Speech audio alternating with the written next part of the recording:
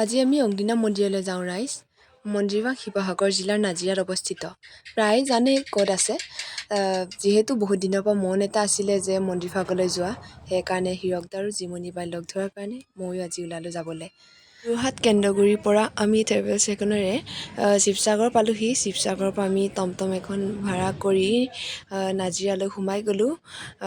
বাপৰে যিহে থেকেচা দিছে নকৈছোঁ আৰু দেই, মানে কিডনী বেয়া নহ'লে ৰক্ষা, সেইটোৱে ভাবিছোঁ আৰু। তাৰপিছতে আমি গৈ পালোহি অগ্নিনাভ মন্দিৰৰ চৌহদত। ওচৰতে থকা দোকান এখনত তেল, পানী, গংগাজল, ফুল, তামোল পাণ লৈ আমি সোমালোঁ মন্দিৰভাগলৈ। এয়াই হৈছে মন্দিৰভাগ। ফাৰ্ষ্টত সোমাই আমি হাত ভৰি ধুই বৰচাকি গছি তেল ঢালি আৰু গংগাজল আৰু পানী ঢালি আমি গ'লোঁ মূল মন্দিৰভাগলৈ বুলি। এয়াই হৈছে অগ্নিনাভ মন্দিৰৰ মূৰ্তিভাগ। তাৰপিছতে আমি নিৰ্মালি ল'বলৈ গ'লোঁ। নিৰ্মালি লৈ বৰচাকি গছিৰ তেল ভৰাই পায়স খাই গংগাজল বটলত ভৰাই আমি আকৌ ৰিটাৰ্ণ যাবলৈ ল'লোঁ।